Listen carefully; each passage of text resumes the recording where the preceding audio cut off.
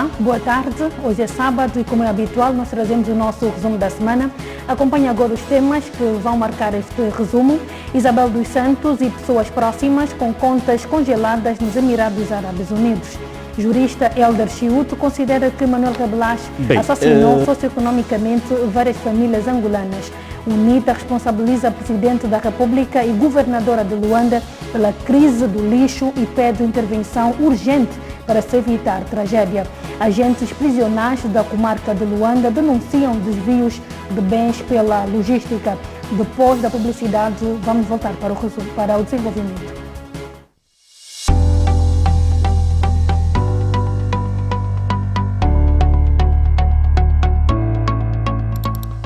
Ao vivo em 3, 2, 1. Sejam todos bem-vindos ao nosso especial entrevista. Produção de conteúdo digital, filmes comerciais, documentários, reportagens, cobertura de eventos e transmissão ao vivo. Temos estúdio e equipamento moderno.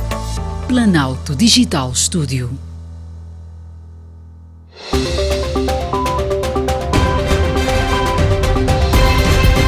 Mais uma vez, boa tarde. Já estamos de volta para o desenvolvimento deste resumo da semana. As instituições bancárias dos Emirados Árabes Unidos estão a congelar as contas da família de Isabel dos Santos e de pessoas que tenham alguma ligação com a mesma. A notícia é da revista Africa Intelligence. Na sua publicação desta quinta-feira, dia 15, a revista sublinha que a presente ação é uma resposta a um pedido de ajuda por parte da Justiça angolana, que foi atendido rapidamente com a Unidade de Inteligência Financeira Central do país a contactar os vários bancos com contas ligadas a Isabel dos Santos ou aos seus familiares. A Africa Intelligence refere ainda que o pedido aconteceu antes do início do Ramadão, precisamente a 13 de abril. Na sequência da solicitação, o Emirates NBD, ex-Banco Nacional de Dubai, e o Banco Masharek Bank congelaram todas as contas de Konema Mweneng, um amigo muito próximo da família dos Santos. De referir que no início da primeira quinzena de março último, o presidente João Lourenço viajou para o Dubai para uma visita cujo objetivo não foi divulgado pelos canais diplomáticos do governo angolano. Isabel dos Santos encontra-se agora a residir no Dubai, onde também está a viver o seu pai, José Eduardo dos Santos, ex-presidente de Angola. José Eduardo dos Santos viajou para os Emirados Árabes Unidos para fazer companhia à filha depois da morte do marido desta, Sindica Dokolo.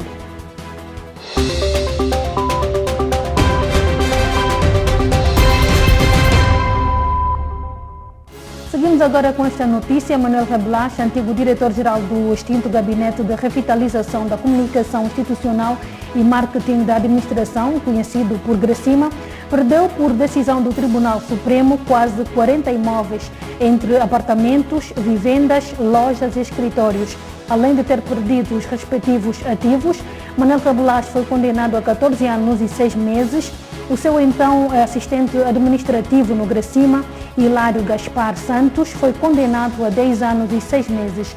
Ambos permanecem em liberdade até que o Tribunal de Segunda Instância decida sobre o recurso interposto pelos seus advogados. Em reação, o jurista Elder Chiuto considerou em entrevista à Camunda News que a pena de prisão atribuída a Manuel Rabelais, antigo diretor-geral do Gracima, foi razoável, tendo considerado que o ex-governante assassinou socioeconomicamente várias famílias.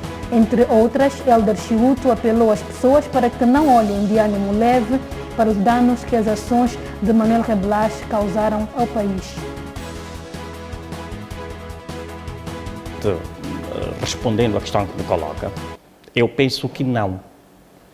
Penso que não por um simples pormenor.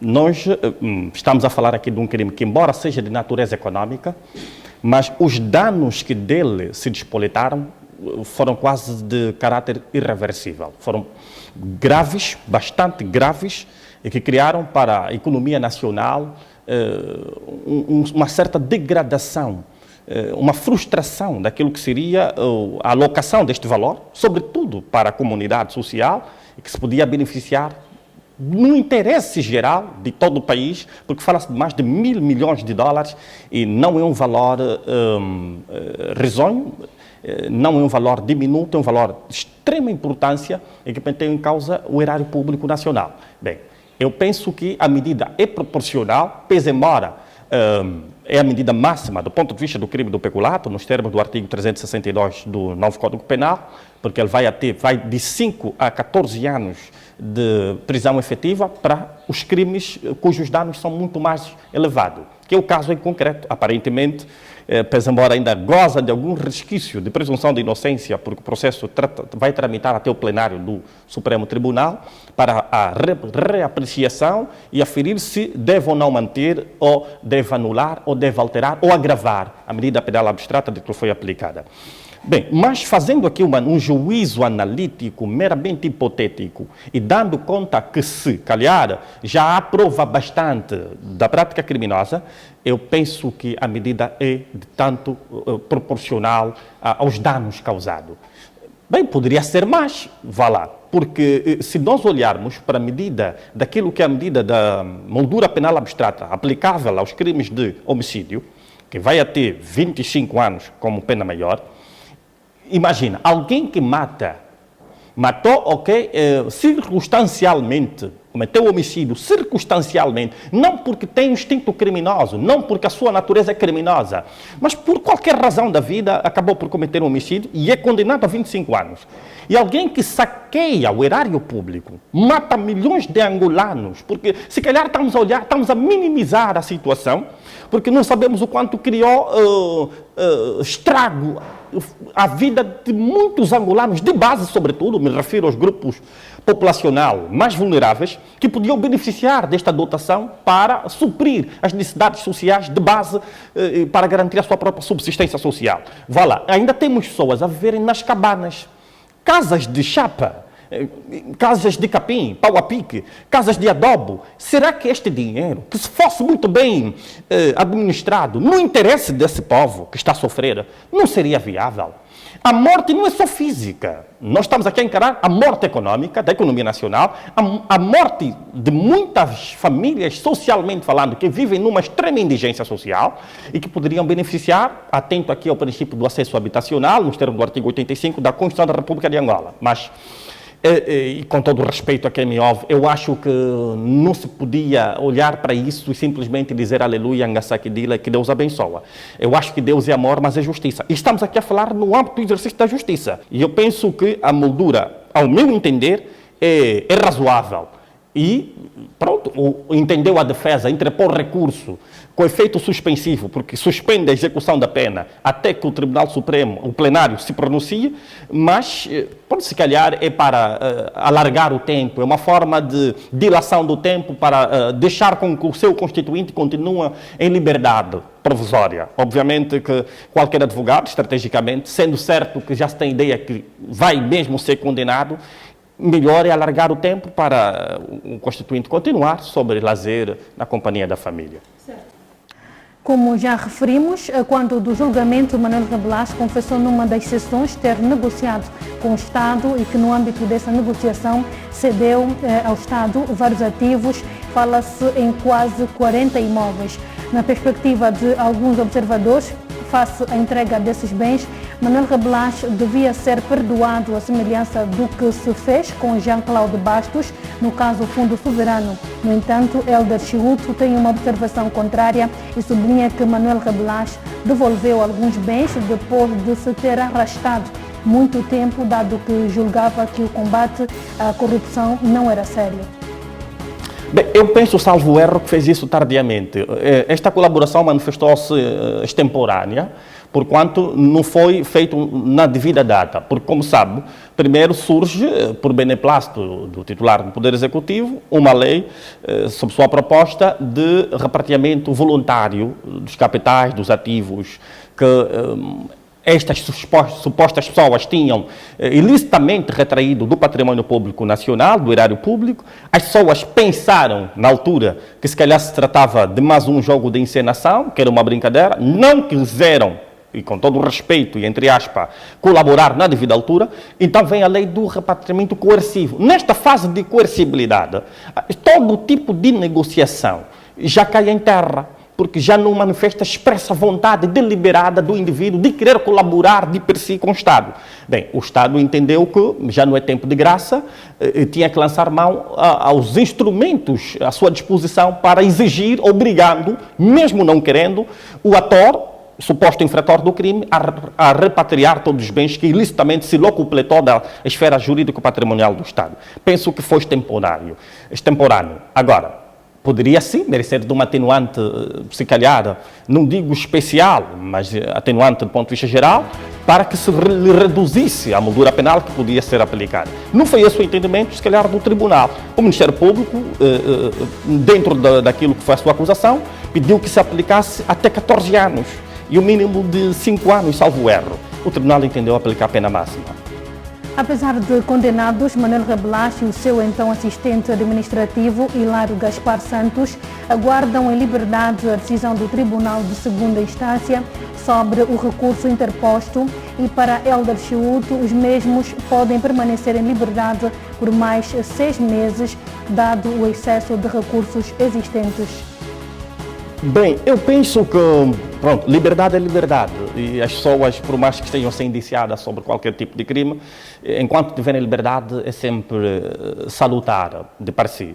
Mas repara, eu não sei precisar, mas sei que aqui vincula o princípio da celeridade processual, que é um princípio de normativa e consagração constitucional, a depender do fluxo de processos que o Tribunal tem, a depender do poder de intervenção célere por parte dos juízes do processo, da causa, que vão apreciar, é o plenário apreciar, e pronto, isso pode mais se desenrolar por qualquer coisa de mais 6 meses, no máximo de 1 ano, salvo erro, para que se dê uma decisão definitiva, porque depois de esgotar esta garantia, já não terá outra, do ponto de vista do princípio do direito à recorribilidade processual. E penso que aí esgota-se, a não ser que pode-se levantar um outro incidente de âmbito constitucional para que lhe possibilite ou lhe dê o direito de recorrer, nesse caso a defesa, ao Tribunal Constitucional. Penso não haver, se calhar, salvo melhor entendimento, vai depender do esgotamento de todas as armas que se tem em defesa, para que se possa depois dali também arguir os meandros para defender a causa do seu constituinte. Mas acredito eu que dificilmente o Tribunal, o plenário, vai querer baixar a moldura. Pode, ainda sob risco, se calhar, agravar a moldura. Mas é possível que se mantenha a moldura em causa, uma vez que, mesmo tardiamente, o Manuel Rabelache entendeu tentar colaborar com o Estado. Bem, porque ele, enquanto esteve no exercício das suas funções, cometeu, no meu ponto de vista, a ser provado de que está aqui provado o cometimento do crime de peculato, o crime de branqueamento de capital, previsto disponível nos termos do artigo 60 da lei do branqueamento de capital, eu penso que poderia também concorrer com abuso de poder, nos termos do 374 do novo Código Penal, podia concorrer também com um crime de, se calhar, participação econômica em negócios, nos termos do 364 do Código Penal, podia concorrer com, se calhar, com recebimento indivíduo de vantagem e tantos outros que podemos aqui arrolar, que eu acho que podia aumentar ou agravar a moldura penal a ser aplicada por causa do cúmulo jurídico que podia ser feito. Mas pronto, não foi esse o entendimento do Tribunal, nós não ficamos orgulhosos pela situação, mas justiça é justiça, e não se confunde com justiça. Acredito que, se não tivesse qualquer envolvimento direto neste dossiê, a situação, se calhar, não chegaria ao extremo. Agora, eu sinto que o Tribunal não foi um tanto quanto flexível quanto ao seu assistente. Porque, vá lá, sabendo-se que estava este indivíduo, o Sr. Santos, sobre,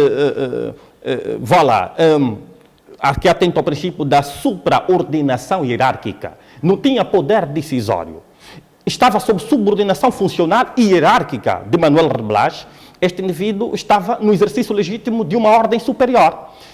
Aqui vai cair no âmbito quer das causas de justificação do facto ou de exclusão da ilicitude. Penso que é este o meu entendimento. Para este assistente de Manuel Rebelache, podia-se ponderar o máximo possível a aplicação da moldura penal. Penso que apanhou até 10 anos e para mim, no meu ponto de vista, foi excessiva a moldura. Mas não foi este o entendimento do tribunal. Se calhar teve com participação deliberada, consciente, entendeu por cumplicidade fazer parte do esquema de que se criou para assassinar o erário público. E este é um problema que não se podia deixar em branco, e o Estado entendeu lançar mão para responsabilizar severamente os seus detratores. De referir que o caso Gracima não é o único processo movido no âmbito do combate à corrupção. Entre os casos abertos no quadro desse combate estão os casos 500 milhões, que envolve o antigo PCA do Fundo Soberano, José Filomeno dos Santos, filho do antigo Presidente da República, bem como processos em que estão envolvidos o antigo Ministro dos Transportes, Augusto Tomás, Carlos de São Vicente e algumas pessoas próximas a José Eduardo dos Santos, o que leva vários analistas a deduzirem que o combate à corrupção seja seletivo. Mas, para Hélder Chiuto, a seletividade processual, no ponto de vista jurídico, é normal e não acredita que seja politicamente motivado. Bem, eu penso que, pronto, liberdade é liberdade, e as pessoas, por mais que estejam a ser indiciadas sobre qualquer tipo de crime, enquanto tiverem liberdade, é sempre salutar de par si. Mas repara, eu não sei precisar, mas sei que aqui vincula o princípio da celeridade processual, que é um princípio de normativa e consagração constitucional, a depender do fluxo de processos que o tribunal tem, a depender do poder de intervenção célere por parte dos juízes do processo, da causa, que vão apreciar, é o plenário apreciar, e pronto, isso pode mais se desenrolar por qualquer coisa de mais 6 meses, no máximo de 1 ano, salvo erro, para que se dê uma decisão definitiva, porque depois de esgotar esta garantia já não terá outra, do ponto de vista do princípio do direito à recorribilidade processual. E penso que aí esgota-se, a não ser que pode-se levantar um outro incidente de âmbito constitucional para que lhe possibilite ou lhe dê o direito de recorrer, nesse caso a defesa, ao Tribunal Constitucional. Penso não haver, se calhar, salvo o melhor entendimento, vai depender do esgotamento de todas as armas que se tem em defesa, para que se possa depois dali também arguir os meandros para defender a causa do seu constituinte. Mas acredito eu que dificilmente o tribunal, o plenário, vai querer baixar a moldura. Pode, ainda sob risco, se calhar, agravar a moldura. Mas... O jurista Hélder Chiuto considera que Manuel Rebelache assassinou socioeconomicamente várias famílias angolanas.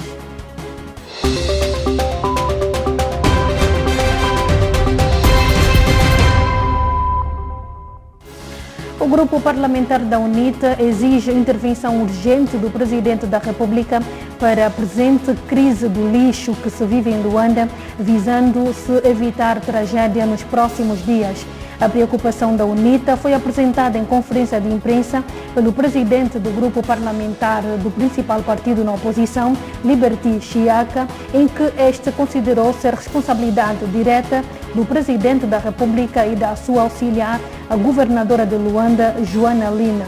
Os deputados do principal partido na oposição recordam a tragédia de 2016, em que a combinação da malária e febres hemorrágicas matou alegadamente mais de 15 mil pessoas em pouco mais de 3 meses e acusam as autoridades de assistir passivamente à formação da tempestade para depois correr atrás das consequências com custos mais elevados.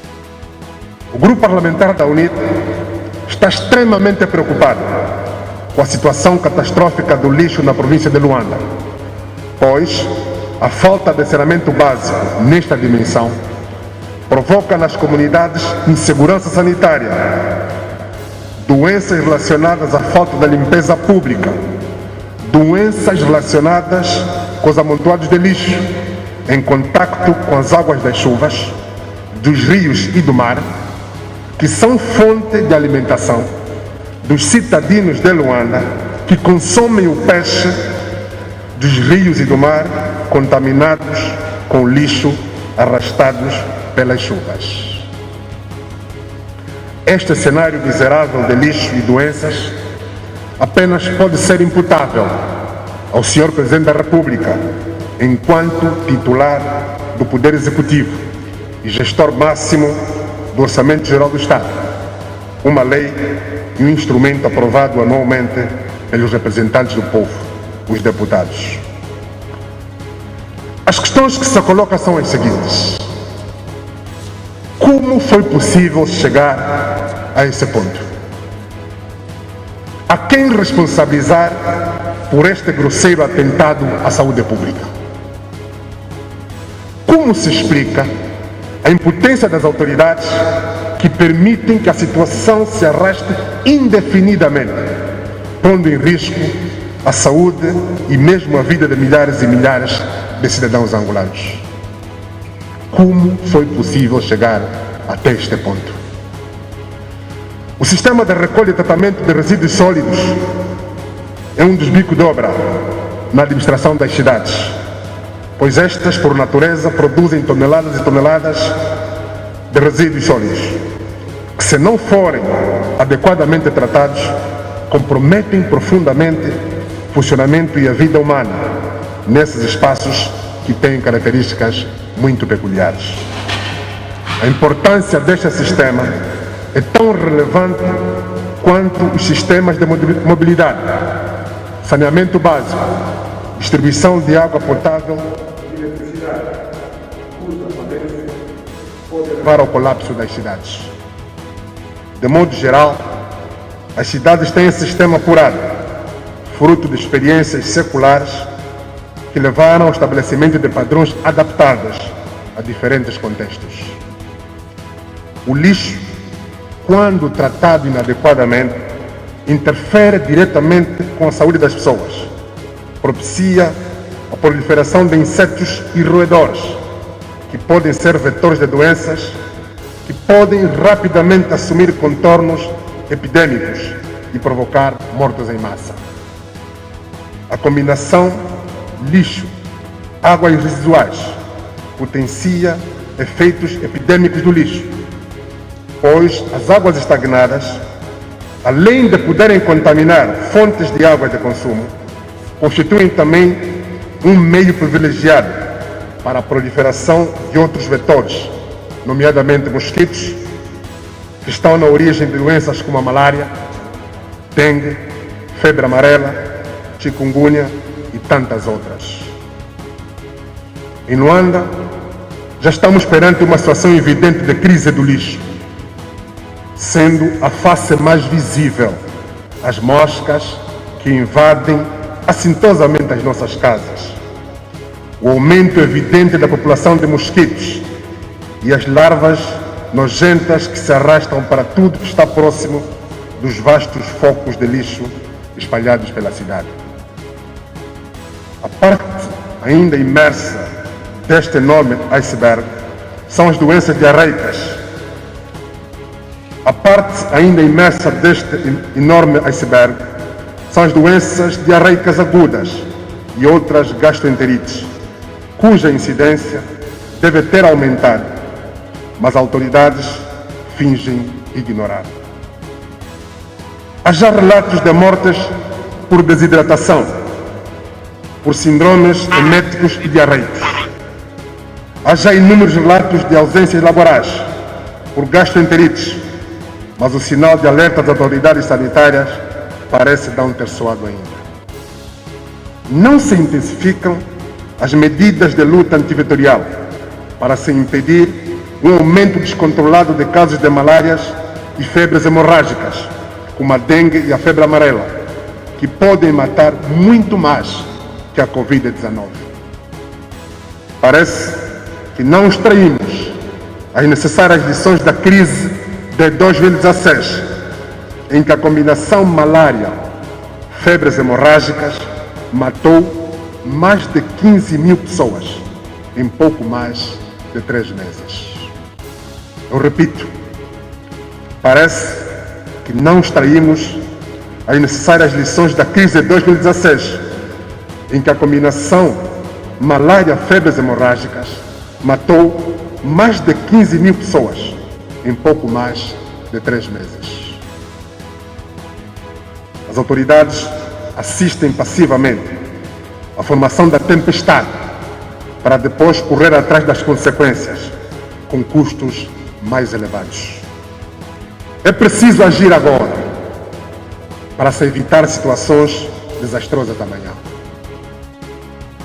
O grupo parlamentar da UNITA responsabiliza o presidente da República, João Lourenço, e governadora de Luanda, Joana Lina, pelos problemas do lixo que considera catastrófico. A presente crise do lixo é responsabilidade direta do Sr. Presidente da República e da sua auxiliar, a governadora de Luanda, Sra. Joana Lina, que rompeu o contrato com as operadoras de recolha e tratamento de resíduos sólidos, antes que tivesse um plano de emergência. Por mais razões que tivesse a governadora para a cessação de contrato com as operadoras, teria que estabelecer um plano de contingência que considerasse a continuidade da atividade das empresas até a sua substituição por meio de concurso público, como mandam as regras contidas na Lei de Contratação Pública. A não proceder assim, a governadora incorreu num clamoroso erro de gestão que teve graves consequências para a saúde pública, sob o olhar silencioso do Sr. Presidente da República.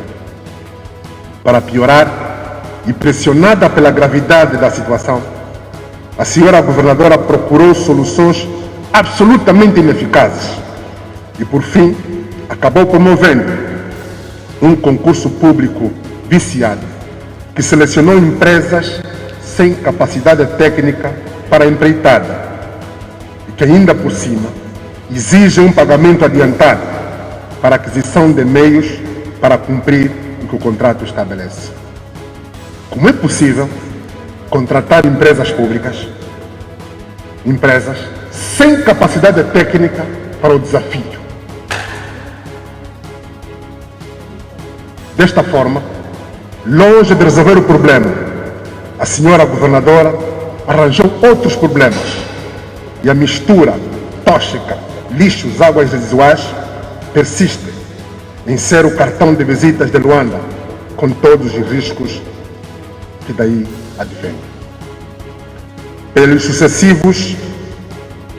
erros sucessivos cometidos, a senhora governadora provincial de Luanda já não tem moral para continuar a dirigir os esforços no sentido da inversão da crise e deve assumir a responsabilidade política e administrativa pela crise do lixo em Luanda.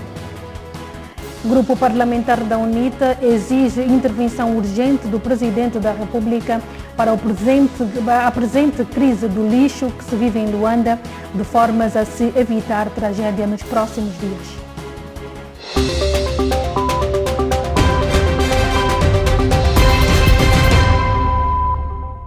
E mesmo já para fechar este resumo da semana, vários operacionais do Serviço Prisional, destacados na comarca central de Luanda, vulgo CCL, localizado precisamente no distrito do Sambizanga, manifestam desagrado pela qualidade do alimento que lhes é servido ao almoço e ao jantar e exigem maior respeito e consideração pelos serviços prestados.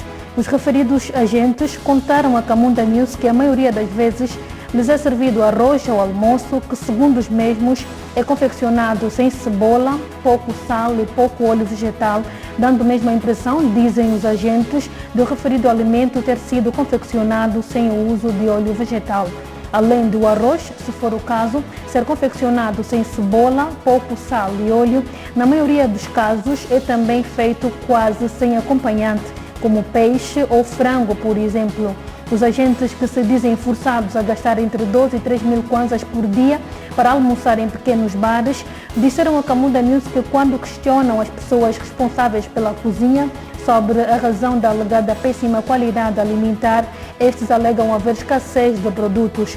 O caricato, dizem os referidos agentes prisionais insatisfeitos, é que o Estado tem fornecido alimento em quantidade considerável, o que leva os referidos agentes a acreditar que boa parte dos alimentos destinados para a CCL tem sido desviado.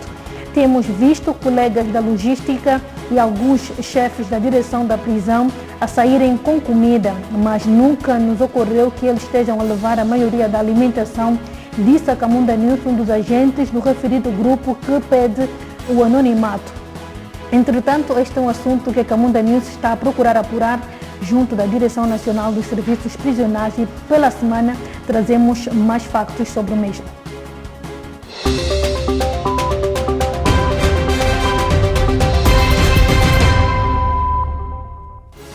E é com esta notícia que nós colocamos também um ponto final ao nosso resumo da semana.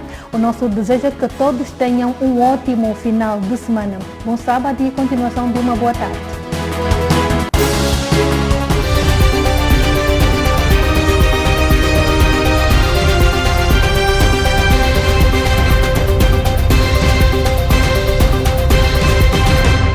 Camunda News, informação atualizada e cidadania.